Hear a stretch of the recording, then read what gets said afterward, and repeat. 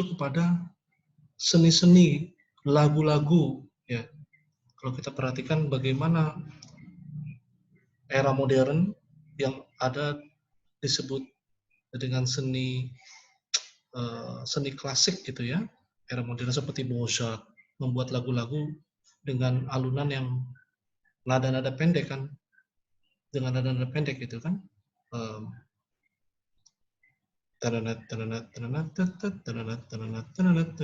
itu kan lagu-lagunya klasik. Nah, dengan adanya filsafat romantisisme juga berpengaruh kepada lagu-lagu romantisisme. Ya, biasanya lebih panjang itu seperti lagu-lagunya Beethoven. Adakah pengaruhnya sampai ke katakanlah ke kontemporer, era kontemporer? Ada.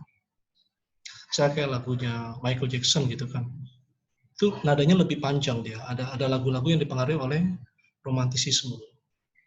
Misalnya mengungkapkan tentang kerinduan dia kepada alam yang kembali sehat, misalnya heal the world, make it better place for you and for me, dan seterusnya. Bagaimana menggambarkan pengaruh dari filsafat romantisisme kepada dunia seni. Kepada novel juga begitu, ya. Tetapi kita juga harus kritis dalam arti gini. Pada era yang terkenal dari filsafat romantisisme ini siapa yang membuat novel? Salah satunya Goethe. Nah, terkenal tuh Goethe. Goethe ini membuat sebuah novel yang begitu sangat menyentuh hati gitu ya, menguras emosi kalau dikatakan gitu. Entah kenapa orang yang baca itu, fakta sejarah menyatakan setelah orang membaca banyak yang pada bunuh diri.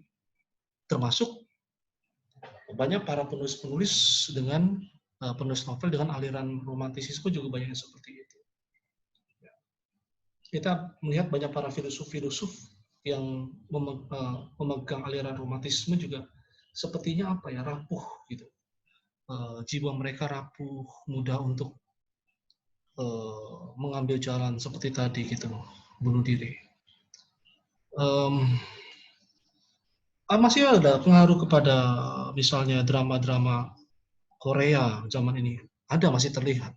Ya, bagaimana penggambaran romantisisme kalau dibikin masuk itu seperti menggambarkan pergerakan dari cinta di era klasik kepada cinta di era romantisisme. Kalau di era klasik itu kan kaku ya, cinta yang kaku. Nah, di era romantisisme ini digambarkan bagaimana cinta itu begitu seperti gambaran tadi ya, wild, tetapi juga sublime, liar tapi juga indah. Sampai nanti sepertinya seseorang dibawa ketika menonton drama itu, iya ya, ternyata cinta itu kok seperti ini ya. Nanti ujung-ujungnya seperti cinta tanpa komitmen. Dia mengalami suatu suatu pengalaman, ternyata indah ya. Nah, itu jadi sesuatu yang berbahaya. Artinya apa? Cinta tanpa komitmen yang dulu justru di zaman klasik sangat ditekankan, ya di zaman romantisisme ini jadi seperti tidak lagi ditekankan gitu. Enggak. Nah, jadi ada sisi yang perlu juga kita kritisi dari filsafat romantisisme ini, ya. Dan kita, saya kira dari diskusi kita bersama, kalian sudah cukup dewasa ya, bagaimana kita memang tetap harus bisa menempatkan, karena memang manusia adalah utuh adanya, artinya nggak cuma terdiri dari unsur rasio ya, tetapi juga ada feeling di dalamnya. Nah, Alkitab juga menggambarkan nggak cuma berbicara satu sisi, termasuk dari sisi romantisisme. Misalnya ketika ada mengatakan engkaulah tulang dari tulangku, misalnya daging dari dagingku, itu kan perkataan-perkataan yang sangat puitis. Itu ya, pentingnya sesuatu yang perlu juga disentuh secara bukan cuma secara rasio gitu ya, karena memang manusia hidup secara utuh. Hanya memang filsafat romantisisme ini kita harus satu sisi kita bisa apresiasi, tapi juga di sisi lain kita bisa kritisi.